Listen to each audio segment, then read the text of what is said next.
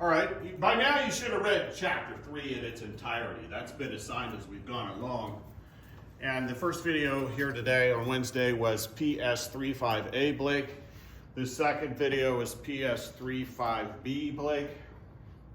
And we're on page 92, number 22 to 28. It says, number 22 says in the section 3 review, right here, use Newton's laws to, and there are 3, use Newton's laws to describe how inertia, gravity, and air resistance affect skydivers as they fall, open their parachutes, and reach terminal velocity. So if you got 3 laws and 3 situations in inertia, gravity, and air resistance, 3 by 3 by 3 matrix, that's 27 different answers. So I could literally spend hours on this and pages describing it. That's a lot.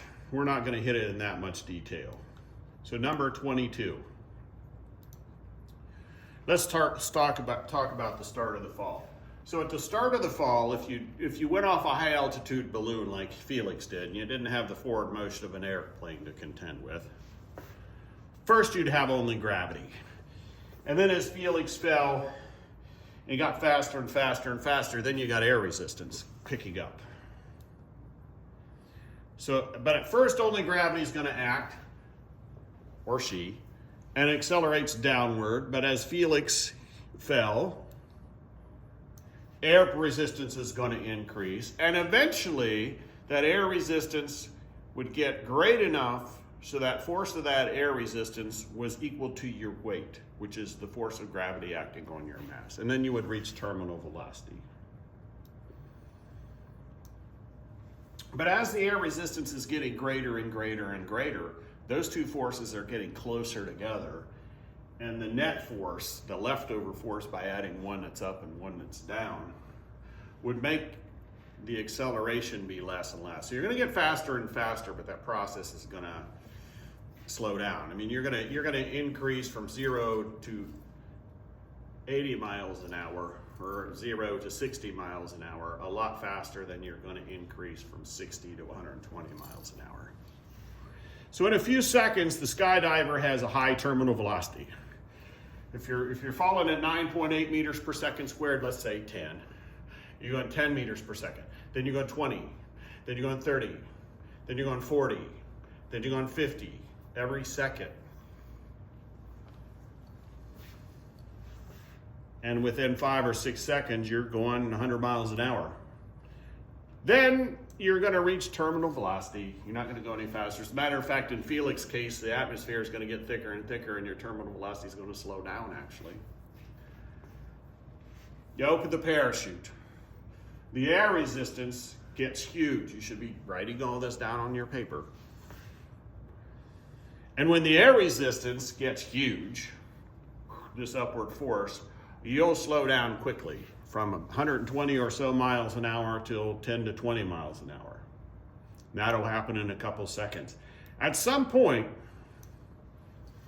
again, after that chute opens and you slow way down, within a few seconds, your weight downward and the air resistance will again be equal. Then you'll fall at a new terminal velocity. That's a parachute's terminal velocity, which is going to be a lot slower. Slow enough that you could hit the ground without injuring yourself. So there's a lot here to unpack. Pause this if you have to and catch this up. Get to give a complete answer. Number 2, discuss 23. Discuss the advantages of wearing a safety belt when riding in a vehicle. I already did that in the previous video.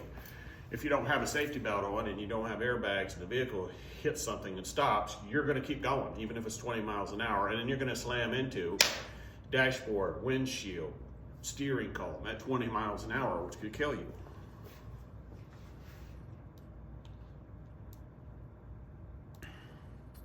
So without the safety belts, your inertia is just going to keep you going at a constant velocity until you hit the hard things of a car. What the safety belt's going to do is tie you to the car. So as the car crumples up over a distance of a few feet, you're going to slow down over a distance of a few feet with a high acceleration, as opposed to slowing down over a couple of inches where you have a huge deceleration. So safety belts decelerate decrease your deceleration or your acceleration and the force on you, and they will reduce injuries. Why do planets orbit the sun instead of traveling off into space? Well, if the sun's gravity shut off, they would just continue in a straight line and drift away from the whatever path they were going and leave the solar system behind. The sun keeps pulling them with gravity, so they stay in orbit. It could be close to a circular orbit in some cases.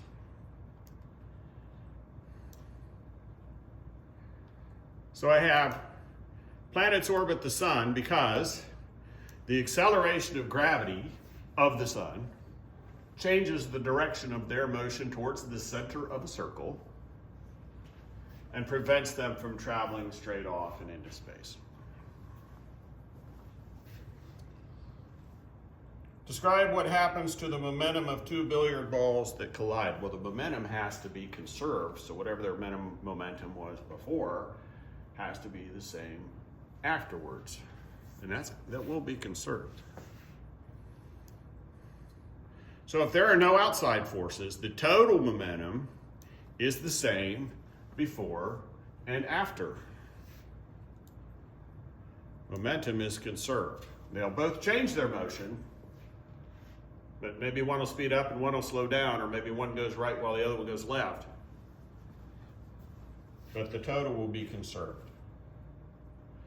How can a rocket go through outer space when there's no matter for it to push on?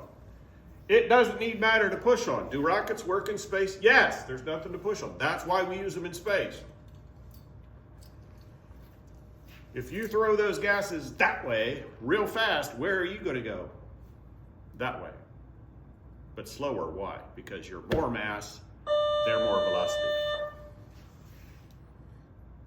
So rockets move because the force of the gas on the rocket pushes the rocket forward, and the force of the rocket on the gas pushes the gas backward. So the rocket, the gases are pushing off of one another, just like the recoil on a gun. 27, suppose you're standing in a scale and an elevator that accelerates up.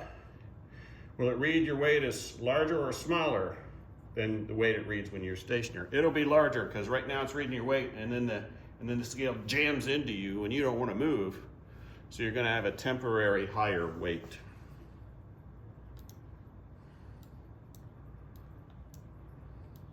So you accelerate upward, so the net force is upward on the scale against your feet. The scale the force exerts on you is accelerating you, and it's greater than your weight. That's why it's accelerating you. So the reading would be higher. And lastly, 28, you got a rocket at rest. It burns its fuel and hot gas is expelled. If the gas has a momentum of 1,500 kilograms times meters per second backward, what is the momentum of the rocket? 1,500 kilograms times meters per second forward. It's the same number for momentum. But since the gases are less mass, they're going to go faster, and the rocket is more mass. So the mass of the rocket is a bigger number.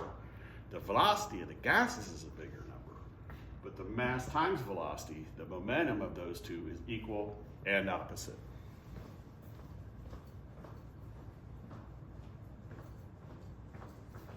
Turn this in.